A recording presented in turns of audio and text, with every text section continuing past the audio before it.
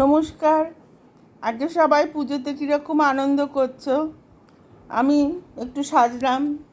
এই শাড়িটা গত বছর বড় মেয়ে কিনে দিয়ে গেছিলো, 1 বছর ধরে ভুগছি, পরা হয়নি। ভাবলাম পরেই নি, যদি চলে যাই তখন ওর মন খারাপ করবে। মাকে কিনে দিলাম, মা পরলো না। এই মেয়েদের দেওয়া শাড়িগুলো একটু পরছি। আর আমাদের নিচেই পুজো হয়, দুর্গা পুজো, ভোগ খাওয়ানো হয়। দিয়ে মায়ের মুখটা একটু দেখে এলাম। আমার চাঁদা দেওয়াও হয়নি, চাঁদাটাও দিয়ে এলাম। আমার নিজের পাড়ার পুজো, পাড়াতেই আমি ছোটোবেলা থেকে বড় হয়েছি। আমাদের বাড়ির পাশেই সুভাষ মুখার্জির বাড়ি ছিল, 7 নম্বর শরৎ ব্যানার্জি রোড। আর আমার বাপের বাড়ি ছিল 9 নম্বর শরৎ ব্যানার্জি রোড।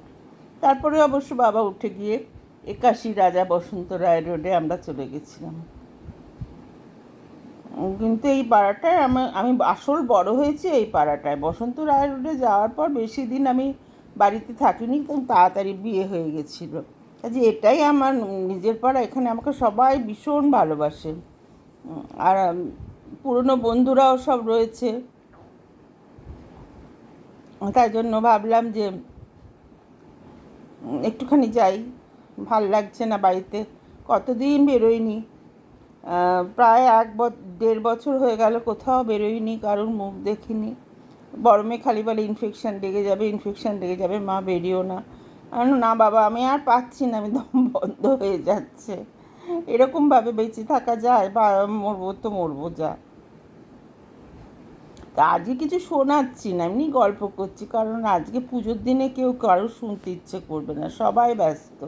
কে কী রান্না করলে আমাকে, বা কোথায় খেতে গেলে আমাকে জানাবে কমেন্ট করে। আমি আজকে বেশি আমাদের তো বুড়ো বুড়ি কি আর্ধেক কিছুই মানে হজম হয় না।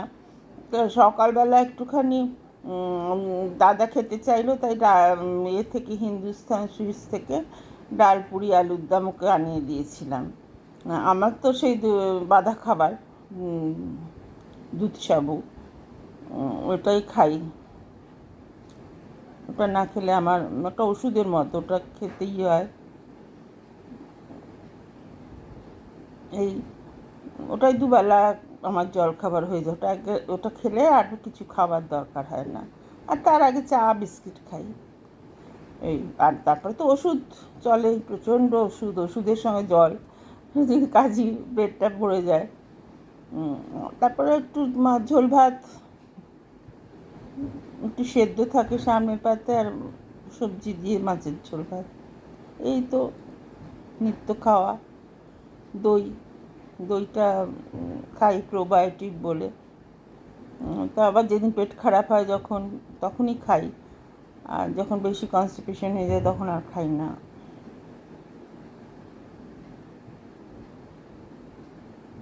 এইভাবে চলছে জীবন। জানি না কতদিন এভাবে চলবে। ভগবান, আমার একটাই প্রার্থনা, তাড়াতাড়ি নিয়ে নাও, বিছানায় ফেলে রেখো না। যে অসুখ, যে কোনো মুহূর্তে আমার স্ট্রোক হয়ে যেতে পারে, যে কোনো মুহূর্তে অন্ধত্ব এসে যেতে পারে। তার জন্য আমাকে স্টেরয়েড খেয়ে যেতে হয়। মাঝে মাঝেই আমার গাল গলা সব মুখটা ফুলে যায়। এখন অনেকটা ঠিক হয়েছে দেখছি।